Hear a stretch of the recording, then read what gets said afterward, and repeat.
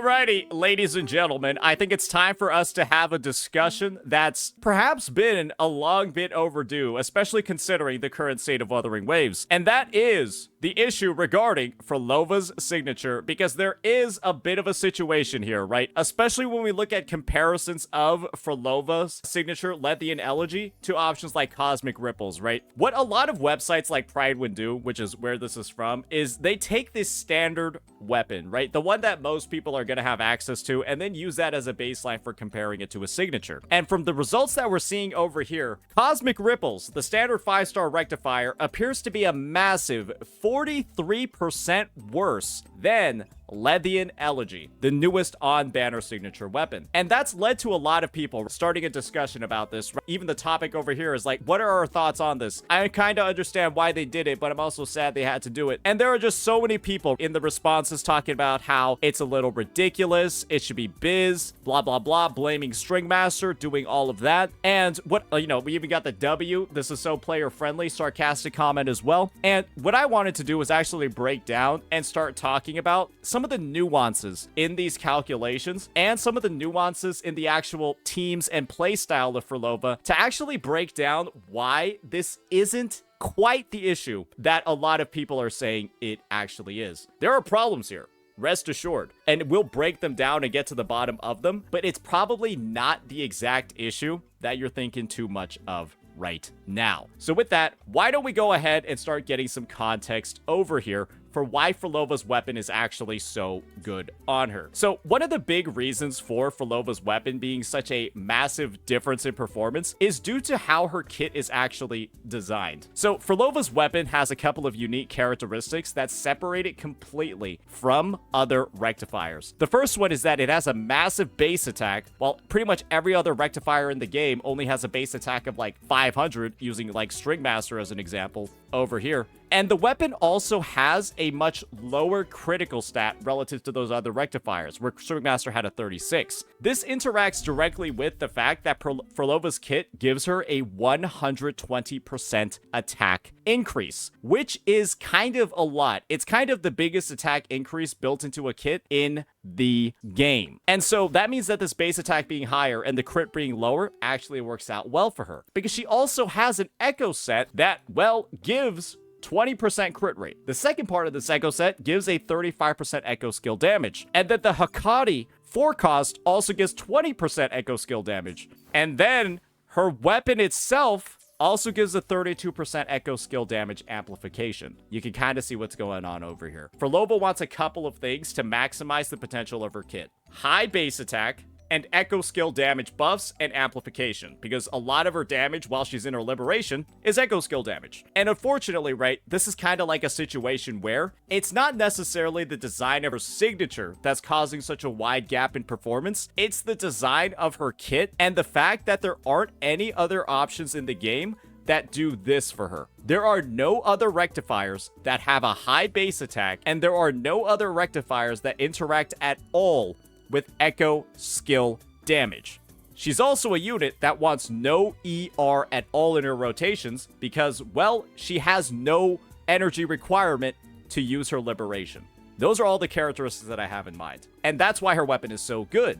That's why it's 43% better than the standard rectifier. But is 43% really the end-all be-all? And the answer is, it kind of isn't. And that's because of how bad the standard rectifier actually is on her. Let's think about why her weapon was good. It had a high base attack, it has echo skill damage, it has lower crit stats, which are made up for with her echo set, and you don't need too much, right? This is the situation over here, is that the attack over here is very, very low on this weapon. It's only 500. The attack percentage is 53.5, which we don't really need because we already have a 120% attack bonus. And then we have a massive ER main stat that's doing literally nothing. We also have a basic attack damage bonus that's doing literally nothing. This weapon has a somewhat kind of entirely useless main stat over here, and we also have an entirely useless weapon effect as well. That's the big reasoning over here for why these numbers are looking like this. It's because her weapon naturally fits perfectly with her, and The design of her kit makes the standard rectifier literally one of the worst options in the game on her, because it's diluting a bunch of stats that she already has that she can already use, and she gets almost nothing out of any of its effects. And so this 43% over here, it's not really a 43% because her signature is broken. It's a 43% because the standard rectifier is just that fucking bad on her. And you might be just looking, right? And you're like, oh, well, Saint, look at Cartithia, right? Cartithia has a specific weapon. You're just like, look, guys. Cartithia's weapon is unique too. It gives HP percentage. No other sword in the game gives HP percentage, but the gap between Cartithia's weapon and Emerald of Genesis isn't that high. Look. She's just she's one of the most recently released DPSs. Look at this. It's only 27% better than Emerald of Genesis. But Phrolova's is 43. You want to know why the gap is lower over here? I'll tell you exactly why the gap is lower over here, ladies and gentlemen. It's because Emerald of Genesis, when you look at it, right, has a 24.3% critical rate main stat. Yep, that's why. Because this is literally one of, if not the best standard weapons in the game. This crit stat is insane. And it also gives ER, which Cartithia can actually use. And so even if she doesn't benefit from the attack because she's an HP scaler, or its effect because she's an HP scaler, 24.3% crit rate is still 24.3% crit rate. And she doesn't have any built into her kit. And so it actually makes it really good on her. This character has no need for an attack percentage main stat because they already have so much of it. And so the only saving grace of the standard rectifier, which is that whopping big attack main stat of 53.9%, does almost nothing for her. And so that's the reasoning for the gap, ladies and gentlemen. And the thing is that this gap looking massive over here, unfortunately, does make Stringmaster not look nearly as good. Right? Stringmaster in comparison to Let the Analogy is maybe like 10 or 15% worse in actuality, but it just looks wider because of how bad Cosmic Ripples is and everything's being compared to that. But in actual practice, as you're going through and you're using a team like Phrolova, Rosia, or Cantarella, the actual difference in performance between having Stringmaster and not isn't that high at all. And so to prove it, why don't we just go ahead and give both teams a bit of a go and then see just how wide this gap actually is. So for this team over here, we will be running Phrolova, Rosia, and Cantarella with she gonna be on Led the Analogy. Let's see what the results are looking like over here. And then, of course, right, draw our comparisons. We're just gonna go in, do our combos, start off the team's rotation with her. And now go to our Rosia.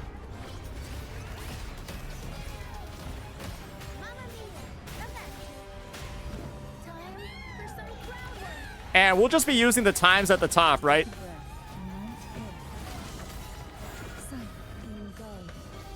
To do our comparisons.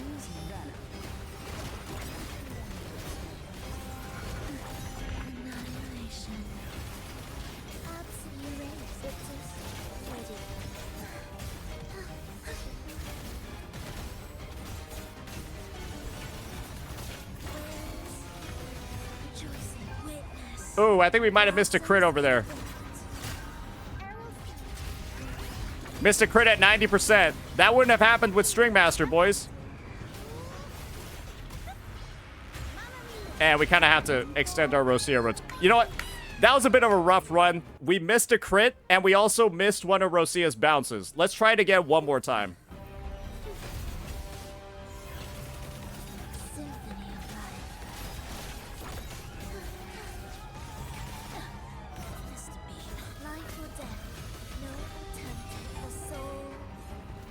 And let's go for it.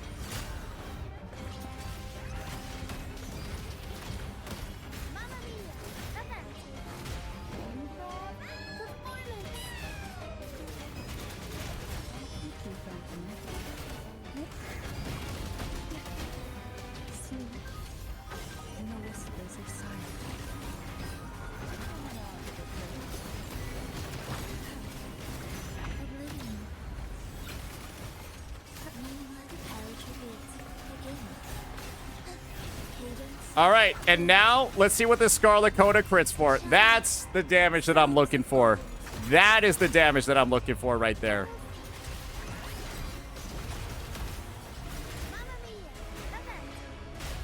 And then we get all of our Rosia bounces as well.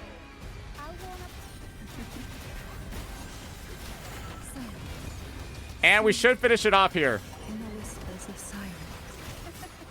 About a 54, 53 second clear on Lethian Elegy. Now, let's go ahead and see what the clear looks like by changing out String Master for Lethian Elegy. And then instead of putting Cantarella on Lethian Elegy, she'll be on Luminous Hymn. There you go. No actual bonuses at all. So let's get right on into it and see what the time difference is looking like and if there are any big differences overall in the actual results. We had a downgrade for both of those units.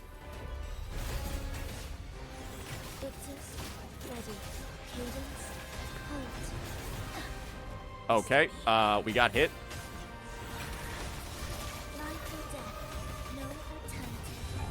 And you can see over here, the damage is like...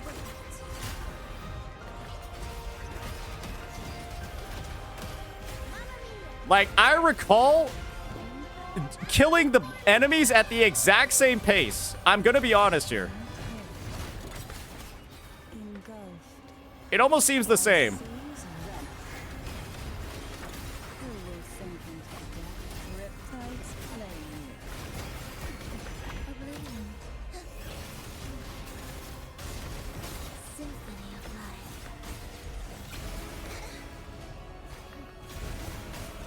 I even got an attack canceled.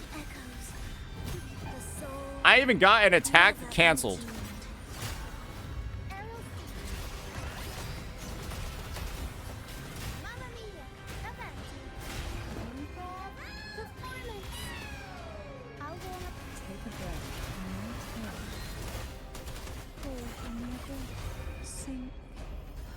Into the endless deep.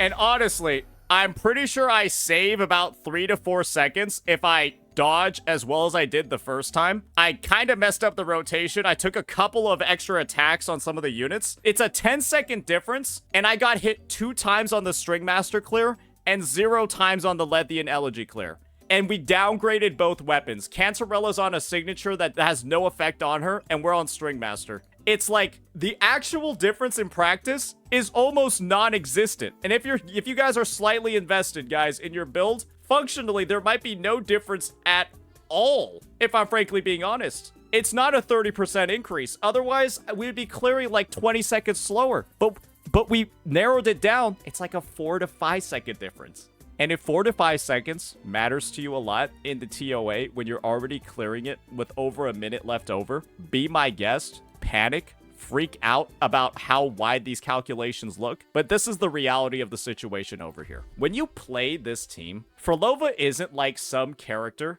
that's like some giga hyper carry, right? That goes in, deals 90% of her team's damage, and so having a really good signature means a lot for her performance. That's not how it works. This is a hybrid team where these two characters actually do deal a significant portion of the team's damage. And so that means that the gap in performance between signature weapons and options over here, Phrolova's a smaller composition of the team's damage than a Camellia is in her hypercarry team, or a Gian is in his team, or a Jinxie is in her team. She's a lower percentage of the team's overall damage. And so her and her weapon choice don't matter as much as the investment that you have in these units. And so I would just say, don't worry about it too much, what type of weapon you have on her, even if you have the standard one, because it matters more how well these other two members are built. It matters more what weapons they have. It matters more if you're able to reach 130 ER or 70% crit rate on Rosia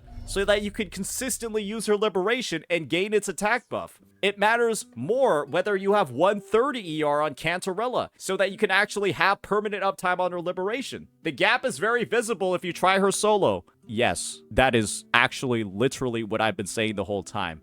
Yes, but is Phrolova a character that you ever want to play solo when she literally has mechanics in her kit built around her team?